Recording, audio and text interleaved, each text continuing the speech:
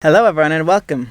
We're here to learn a little bit about the Parasha, to get our Emuna in check, the way to live. We learn almost everything from our forefathers and the way they acted. We have this week Yaakov. He was in Egypt, he was in exile. It says those were the best years of his life.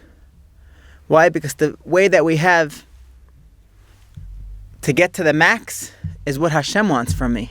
And if Hashem wants me to be going through an exile now, I'm going to be happy because that's what Hashem wants. And that's how we get to maximal intensity of happiness and to just totally mivatel yourself, to subdue yourself to the will of Hashem, to make your own will like Hashem's will. It's a major thing to realize that only during those times that we're suffering, that's when we have the ability to make it complete. Rabbi Nachman gives a parable of people dancing in a circle. Yes, the circle's live and happening, but there's some guys to the side, or there's even one guy that's just hanging out on the side, just looking around. The circle's not complete. The atmosphere in the room is not 100% happy.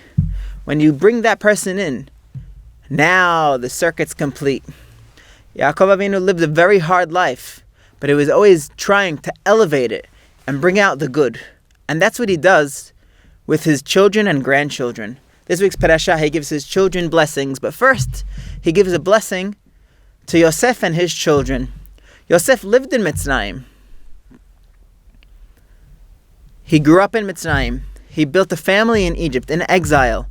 Unlike his other brothers that they lived with their father in holiness, he brought up his children not in holiness, in the most extreme world and society in Egypt in that time.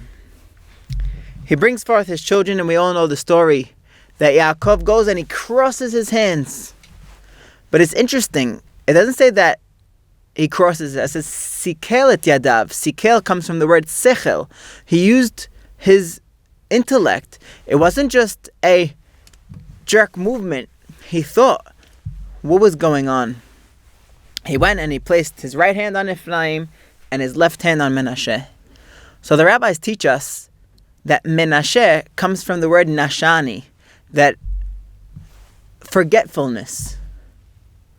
And Ephraim comes from the word peru urvu, to grow and to multiply. We all have Menashe in us, and we all have Ephraim in us. Menashe is the oldest. He's the Bechor. He's our first nature, is forgetfulness. We forget Hashem in our life. We forget what Hashem wants from us.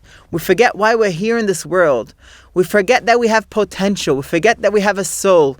We forget that we're not just like animals. We're people with a neshama, with a soul, that we have very high levels.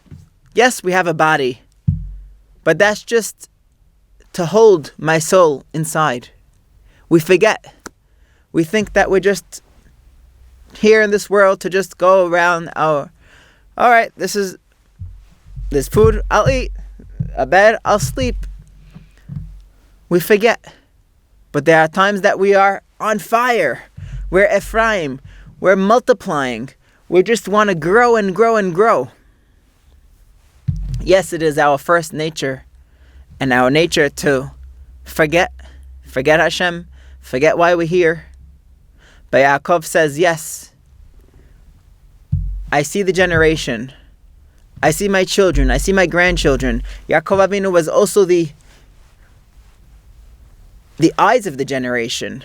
He was the rabbi of the generation. His job is to see only the good. Yes, he sees a child. Yes, he sees himself. Yes, he sees the generation. There's good and bad. But he doesn't focus on the bad. He focuses on the good.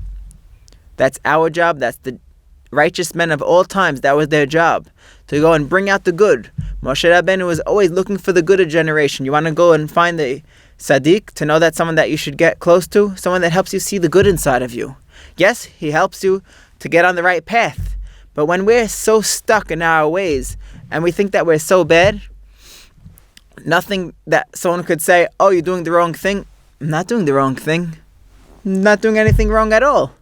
Because it's so a part of us, the bad, heaven forbid.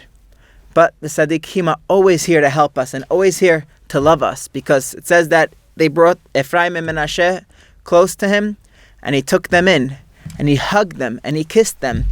Didn't say that he gave them a hug, and he hugged them. He hugged them for where they are standing, for where they're holding. This is a major lesson to apply to our life, to the good and bad struggle that we have inside of us.